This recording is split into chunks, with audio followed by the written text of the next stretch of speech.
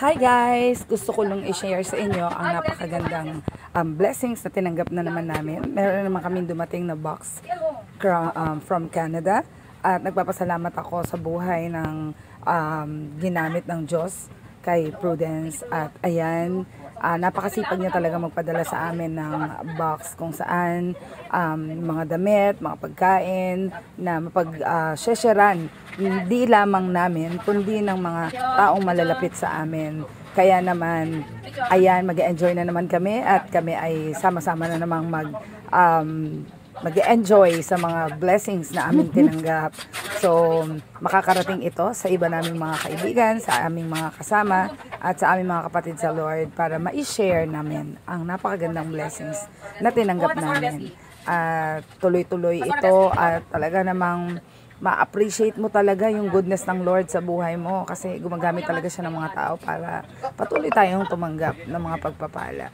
At para sa iyo na nagpadala nito, Prudence, thank you so much sa buhay mo at sa iyong buong pamilya at sa mga taong ginamit pa para makarating ang mga blessings na ito sa ating mga hindi lamang sa amin, kundi sa maraming mga tao.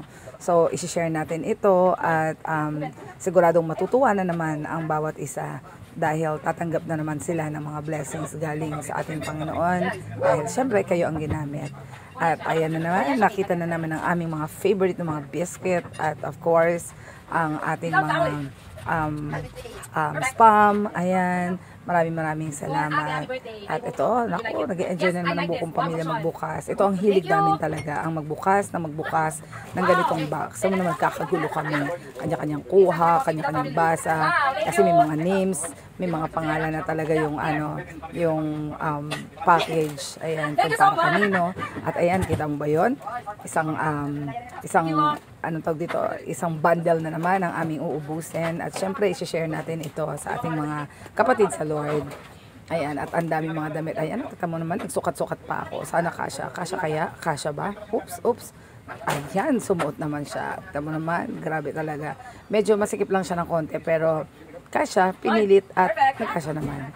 So, ayan, kita mo naman. Okay, sukat na sukat. At ayan, so kanya-kanyang sukat, kanya-kanyang bihis. Oh, nakita mo na, may nakitang magandang damit ang aking asawa na bagay sa kanya. At ito na naman, nagbubukas naman tayo ng box. Oops, nakakita tayo ng isang napakasarap na chicheria. At yan, tikman nga natin. Masarap siya. See? Oh, ha? Masarap, diba? Ayan. So, saya ng ganitong mga kalagayan. Alam mo yun? Yung sukat ka ng sukat, diba? Yung tamo, ayan tamo, may pakis pa, di ba? Hindi talaga, bagay na bagay sa aking asawa.